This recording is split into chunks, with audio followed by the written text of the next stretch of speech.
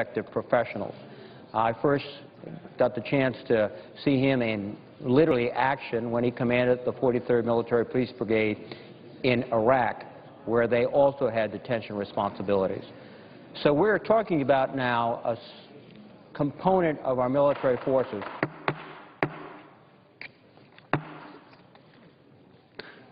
The Senator from Rhode Island. Thank you, Mr. President. We're talking about a component of our military forces that are professionals, superbly qualified, complete patriots, dedicated to the success of the mission and the success of this nation. There is a saying, one Army, as there is one Air Force, and it truly is. I can recall serving on active duty when there was at least wider perception of disparity between Reserve, National Guard, and active forces. That perception no longer exists. The reality is these are superb professionals doing their job. And so I think that is the starting point to consider this legislation. What I would like to suggest in terms of improvements of the legislation is clearly clarifying the role and responsibility of the Chief of the National Guard Bureau as a member of the Joint Chiefs of Staff. If he has statutory responsibilities, those responsibilities should be specified. As General McKinley, who is the current Chief of the National Guard Bureau and a superb professional, pointed out at the committee hearing, the Chief of the National Guard Bureau still does not have an institutional position from which he can advise the President, the NSC, the Homeland Security Council, and Congress on non-federalized National Guard forces that are critical to Homeland Defense and civil support missions. If this is the purpose of appointing, confirming the Chief of the National Guard Bureau as a member of the Joint Chiefs of Staff, that purpose should be laid out. If that is the role he or she is expected to play, to provide advice to the Chairman and advice to the President on the non-federalized National Guard forces critical to Homeland Defense and support missions, it should be spelled out. And I hope it is spelled out as we go forward with the process of legislation and the conference. He went on to say that adding the Chief of the National Guard Bureau to the JCS, in my opinion, General McKinley, would ensure that in the post-9/11 security environment, the National Guard's non-federalized role in Homeland Defense and civil support missions will be fully represented in all JCS deliberations. I think this is very important, and let me suggest why. Because one of the essentials of any military organization is unity of command. The National Guard Bureau has two separate services which it represents: Army National Guard, Air National Guard. We do not want, particularly at the level of the Joint Chiefs of Staff, to confuse who speaks for the services, who speaks for the Army, who speaks for the Air Force. And I think in order to do this, to preserve the unity of command, to make it very clear that at the deliberations of the Joint Chiefs of Staff, the Chief of Staff of the Air Force speaks for the Air Force, the Chief of Staff speaks of the Army speaks for the Army, we have to make it clear what the chair of the National Guard Bureau, the Chief of the National Guard Bureau really, is speaking to. And I would hope as we go forward, we could make it very clear, as General McKinley made it very clear in his testimony, that his perspective, his point of view, his position on the Joint Chiefs is related, as he said repeatedly, to those non-federalized state functions of the National Guard, particularly with respect to Homeland Security and civil support missions. I think this would enhance and clarify the role of the Chief of the National Guard Bureau, and I think also, too, it would avoid even the appearance of a lack of unity of command within the service. I think these are important points.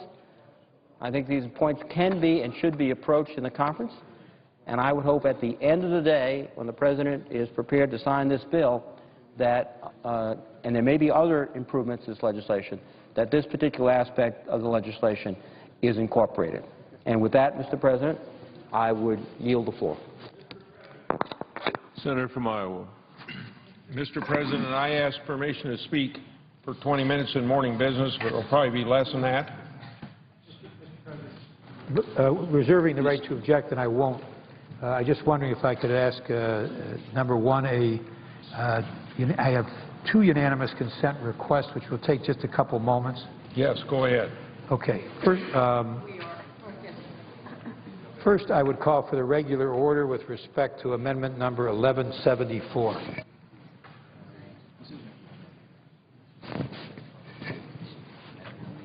The amendment is now pending. Okay. Secondly, Mr. President, there are 2 colloquies between myself and Senator Sherrod Brown that I would like to be made part of the record. I ask unanimous consent be made part of the record. At the end of these colloquies, in both cases, Senator Brown withdraws the amendments referred to in the colloquies, amendments 1260 and 1262. So I would ask unanimous consent that these colloquies be made part of the record and that those 2 amendments that he then withdraws at the end of the colloquy be withdrawn. Is there objection? Without objection, so ordered. I thank my friend from Iowa. Mr. President, Senator from Iowa. when Congress passed the health care reform law, it imposed a mandate on individuals who lacked health insurance to purchase it.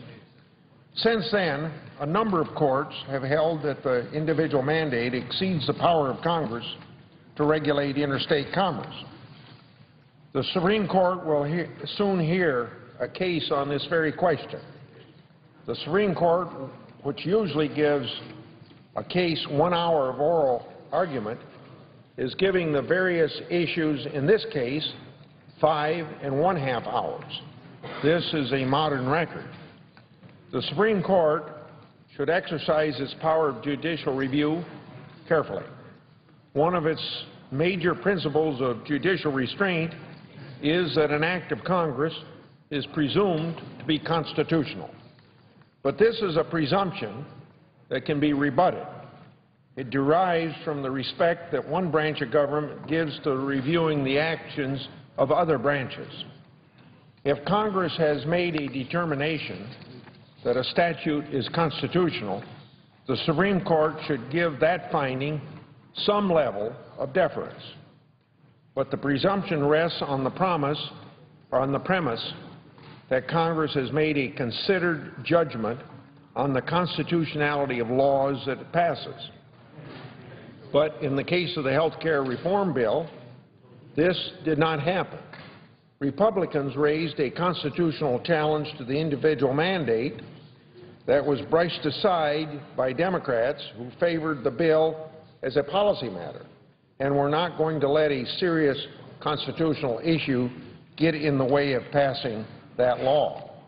In fact, we know that there is no congressional consideration of the constitutionality of this unprecedented restriction of the freedom of American citizens that's involved with Congress mandating the purchase of health insurance. I mean unprecedented in a literal way. Congress has never before discovered or exercised this power in more than 200 years of the country's history.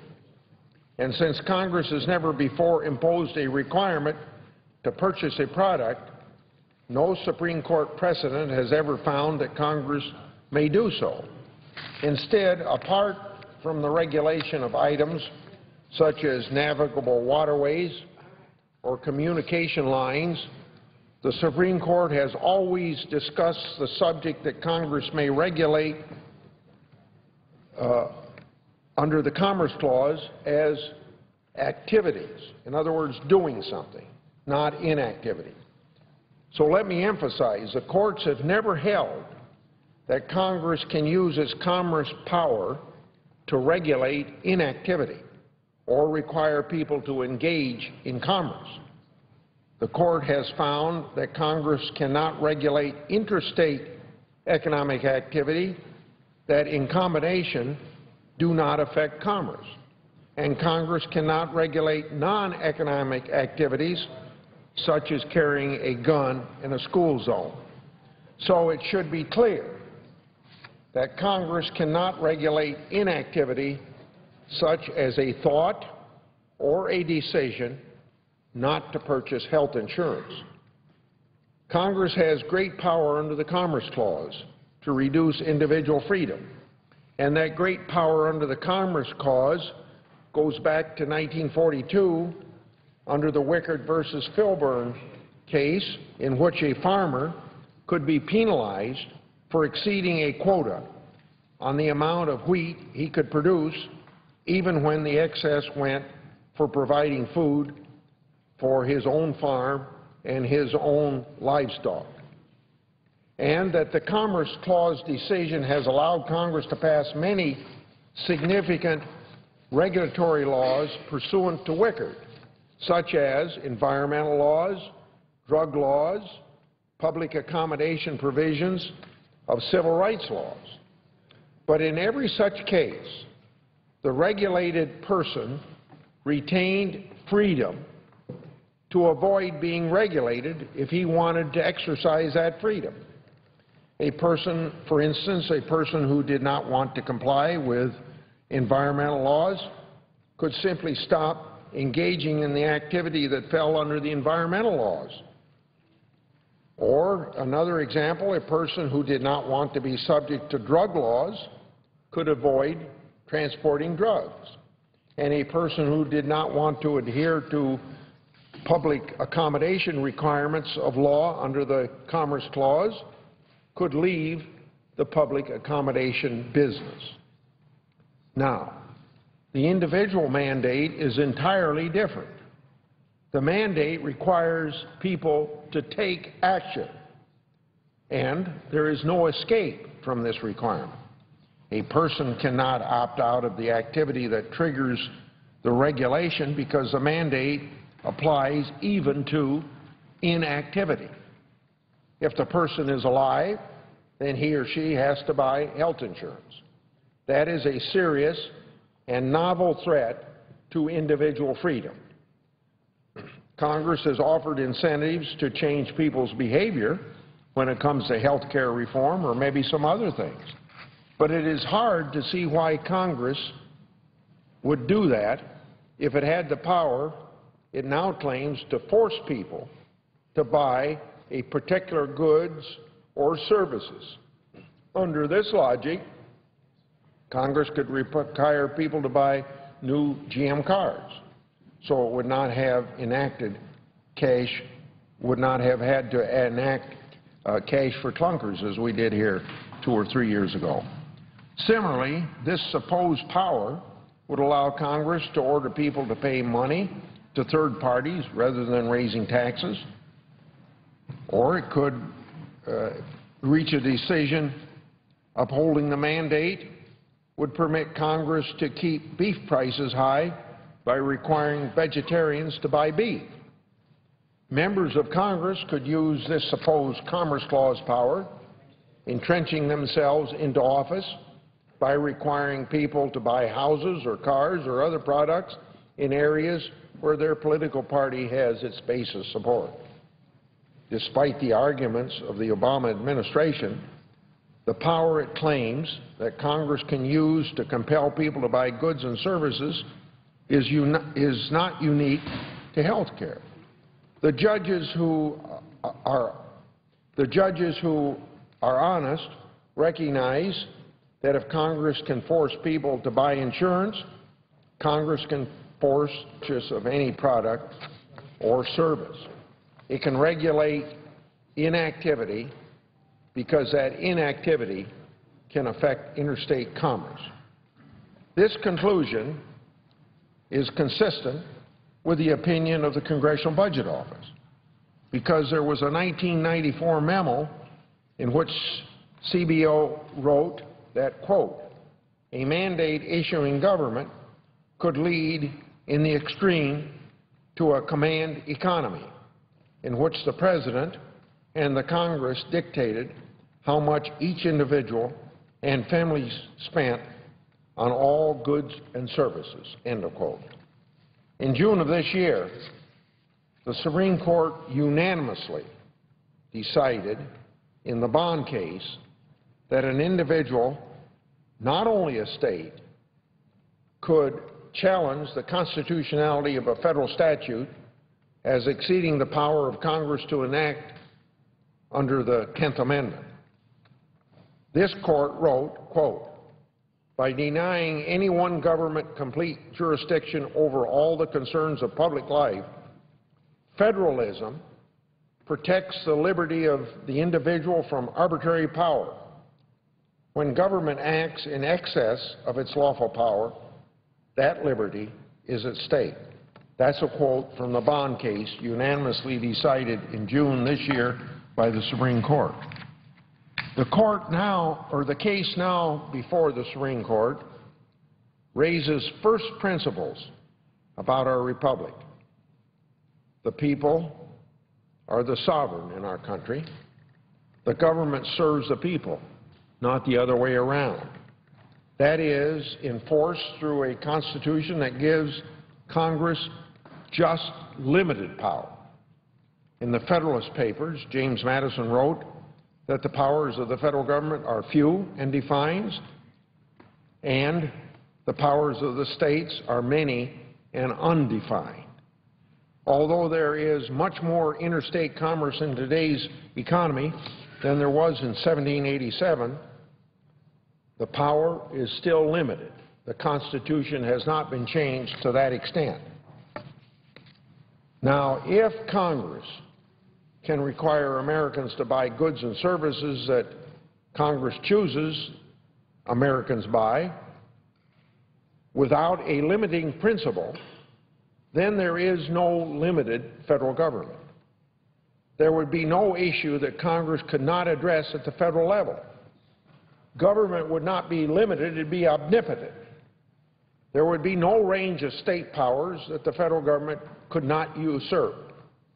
The 10th Amendment then would become a dead letter, as there would be no powers reserved to the states. Congress exceeded its enumerated powers in passing this individual mandate. It attempted to create an all-powerful federal government that posed a threat to liberty that the Supreme Court unanimously warned against in the Bond case decided unanimously June of this year. All the Supreme Court need do to strike down the mandate is to adhere to its position in Bond. If it departs from that view and upholds the mandate, then our hopes for liberty may depend on a new president charting the course contained in Judge Kavanaugh's dissenting opinion in the D.C. Circuit case. Judge Kavanaugh wrote that a president is not required to enforce a statute that regulates private individuals that the president believes is unconstitutional. This is true even when a court has held a statute to be constitutional.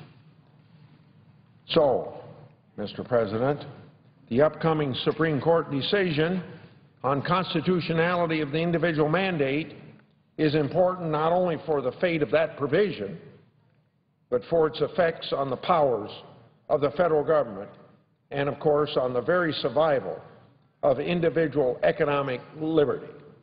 I yield the floor and suggest the absence of a quorum. Clerk will call the roll. Mr. Akaka.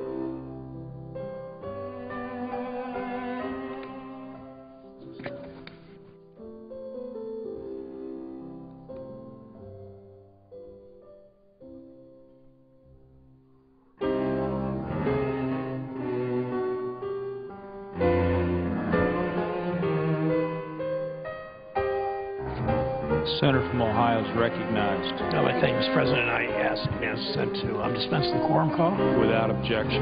I ask unanimous consent to speak as if in morning business for up to 15 minutes, Mr. President. Without objection.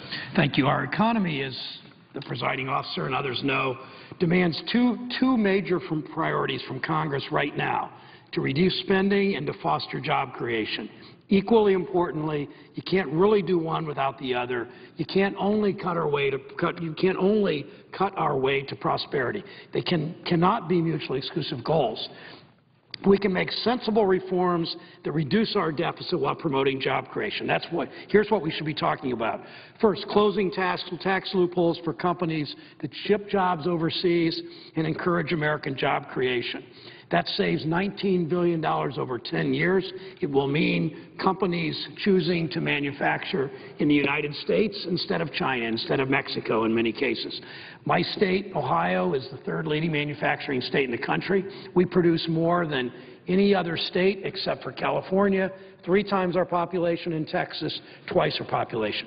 Second, let's give faster access to generic drugs that treat breast cancer and MS and rheumatoid arthritis.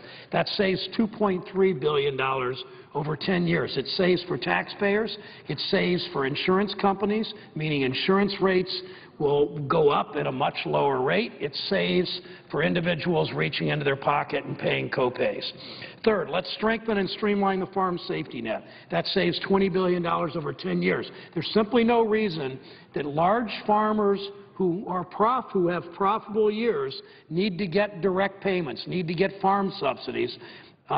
Establishing a safety net makes sense. If prices are particularly low for a couple of years, if yields are particularly low for a couple of years, farmers need that safety net because we don't want to lose more family farms. But don't continue to give farm subsidies to farmers that simply don't need them.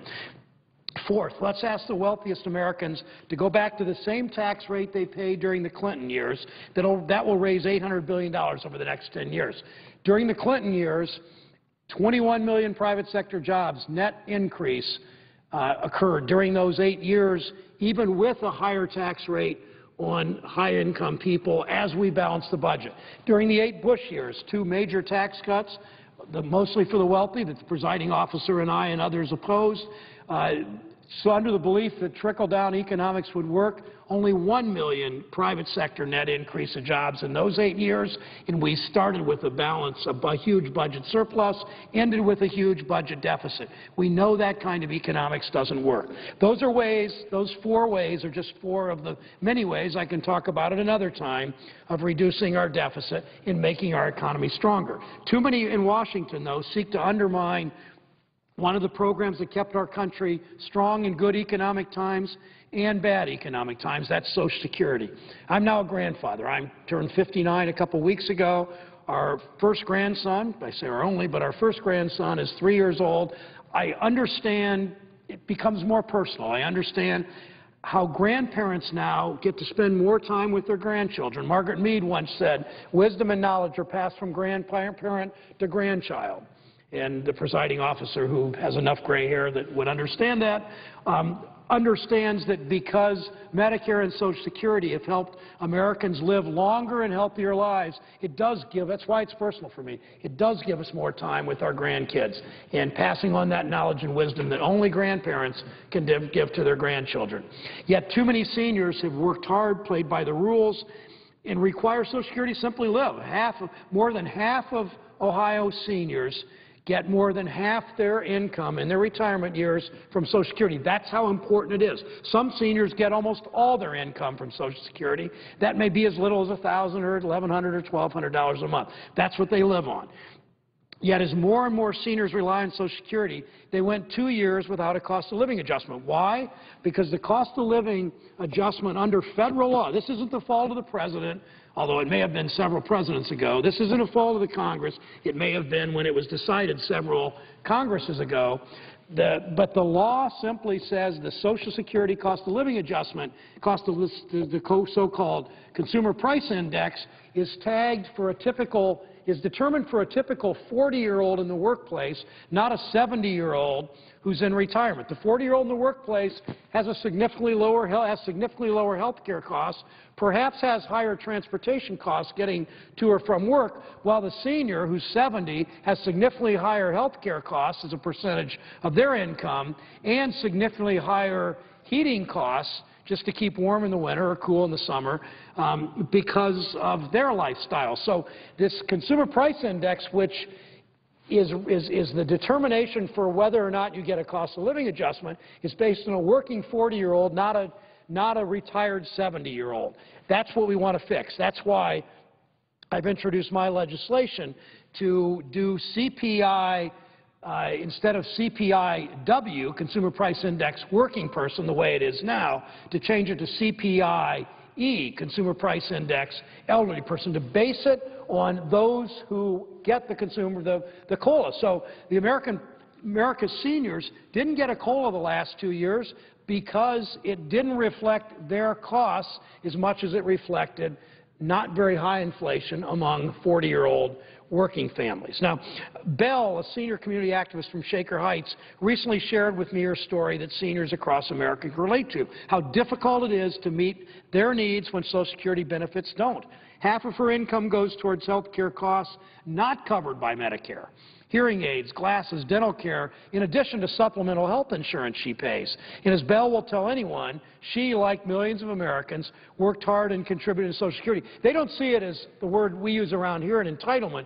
They see it as an investment that they made because every working person in Denver and Colorado Springs and Aurora and in Cleveland and Columbus and Dayton paid into Social Security in Medicare every day of their work lives. They've invested, they've earned it, they were promised it. But presently, as I said, COLAs are based on the Consumer Price Index for workers, for wage earners, instead of the Consumer Price Index for the elderly. Those 65 and older tend to spend about twice as much on health care as the general population, twice as much out of a smaller income than half as much out of a bigger income that a 40-year-old would get. So, Mr. President, that's where we need to go with the Social Security cost of living adjustment. But in the so-called super committee, which wasn't able to come to an agreement, there were many in the super committee, particularly Republicans, particularly sort of ultra-conservative politicians that don't much like Social Security to begin with.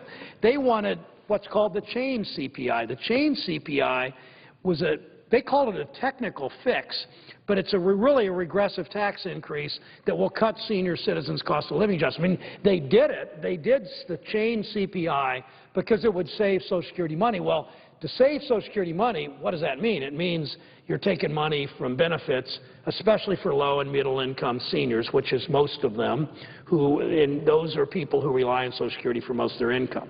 CPI, their chained CPI would mean the annual benefits for a typical 65-year-old will be $136 less. Over time, a typical 75-year-old would receive $560 less a year. At 85, they would receive $1,000 less a year. And at 95, as more seniors live to that age, when they really need their benefits, the cut is $1,400 a year. You know, that may not be much money for my colleagues, but it's a lot of money if you're senior living on fixed income. So, Mr. President, with Social Security in the chain, we know how to balance this budget. We did it when the presiding officer and I in the House of Representatives. We did it with a Democratic president and a Congress that at least would go along with him and didn't draw these lines in the sand and sign pledges to lobbyists. I mean, they're signing pledges to lobbyists saying, I won't do this, I won't do that, instead of thinking for themselves and signing a pledge only to the Constitution of the United States of America. We knew how to get to a balanced budget. We can do this. And we did it in the 1990s. We got to a balanced budget without reducing the cost of living adjustment, without turning Medicare over to the insurance industry, or to the insurance industry. You know, to me, there are some radical members of the House of Representatives, there are some in the Senate, who would like to see Social Security turned over to Wall Street, let them run it, Medicare over to the insurance companies, let them run it. Imagine, Mr. President, if we had when President Bush wanted to privatize Social Security in 1995, the presiding officers in the House of Representatives, and imagine if we had gone along with President Bush's idea to privatize Social Security. Imagine what would have happened. When we know what happened to people's 401ks, imagine what would have happened to the monthly Social Security payment. Government, as much as people criticize government, government's never failed once to pay a Social Security check on time. It never failed to pay it at all. And since 1937, when Social Security paid out its first, I believe, lump sum, death benefit, in 1940, when Social Security started paying its monthly benefits, it's never failed to pay, never paid late. So we know how Social Security works. If we had turned it over to Wall Street, who knows what would have happened. If we turned Medicare over to insurance companies, as the Ryan proposal in the House of Representatives want to do, and as 40 of my colleagues want to do, if we would turn over Medicare to private insurance companies, who knows what would happen. But we know it wouldn't be Medicare the way we're used to. We know it wouldn't be Social Security the way we're used to. We know it wouldn't be a Medicare that serves the American public. We know it wouldn't be a Social Security that serves the American public. Those two programs have lifted what 75 years ago was the poorest, lowest income, most indigent part of our population, seniors, and turned them and reduced the poverty rate dramatically so that seniors are no longer the poorest demographic of our population. Regrettably, children are, and we need to do way better than we've done there. But, Mr. President, it's clear that some of these radical proposals to privatize Medicare and turn it over to the insurance companies, to privatize Social Security and turn it over to Wall Street, to do this chain CPI, which will reduce the cost of living adjustment because some egghead in some think tank in Washington, some think tank funded probably by Wall Street and insurance companies, thinks this is a great way to extract a few more dollars from seniors and do whatever they do with more dollars in the Treasury. So, Mr. President, it's pretty clear what we need to do to get to a balanced budget. It's pretty clear what we should not do. And my colleagues, we all can work together and get to that point. Mr. President, I yield the floor and note the absence of a quorum. Clerk will call the roll. Mr. Akaka.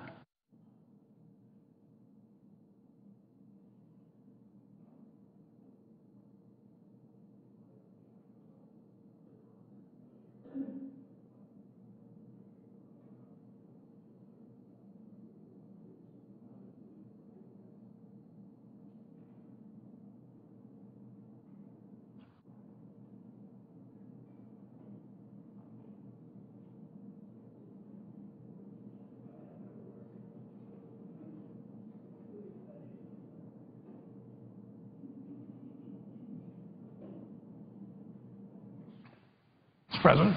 Senator from Ohio is recognized. Asking unanimous consent to dispense with the quorum call. Without objection. Asking unanimous consent the Senate proceed to a period of morning business with senators permitted to speak for up to 10 minutes each. Without objection. President, I ask unanimous consent the Senate now proceed to the consideration of S.Res. 337, which was submitted earlier today. The clerk will report. Senate Resolution 337 designating December 10, 2011 as Wreaths Across America Day. Without objection, the Senate will proceed to the measure. Mr. President, I ask unanimous consent the resolution be agreed to, the preamble be agreed to, and the motion to reconsider be laid on the table. Without objection. I ask unanimous consent, Mr. President, the Senate proceed to the immediate consideration of S.Res. 339 and S.Res. 338 in block, both of which were submitted earlier today. The clerk will report. Senate Resolution 339 to authorize the production of records by the Committee on Commerce, Science, and Transportation. Senate Resolution 338 to authorize the production of records by the Committee on Commerce, Science, and Transportation. Without objection, the Senate proceeds to the measures en bloc. I ask unanimous consent the resolutions be agreed to in block, the preambles be agreed to in block, the motions to reconsider be laid on the table with no intervening action or debates, and any statements related to the resolutions be placed in the record at the appropriate place as if read. Without objection. Mr. President, finally, I ask unanimous consent that when the Senate completes its business, the Senate adjourn until 10 a.m. tomorrow, Wednesday, November 30th, 2011, that following the prayer and pledge, the journal of proceedings be approved to date, the morning hour be deemed expired, and the time for the two leaders be reserved for use later in the day, that following any leader remarks, the Senate be in a period of morning business until 10:30 a.m. when senators permitted to speak therein, with senators permitted to speak therein for up to 10 minutes each, with the time equally divided and controlled between the two leaders or their designees.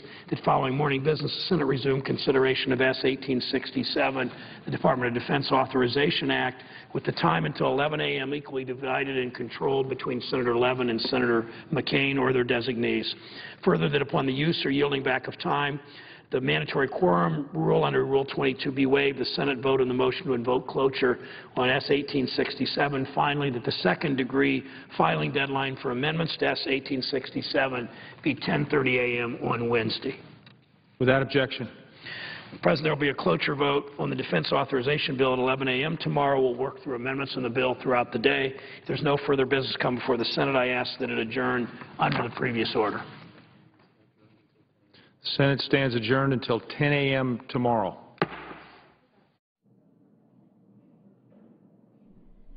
The U.S. Senate today continued work on a bill laying out defense programs and policies. Leaders hope to finish the bill this week.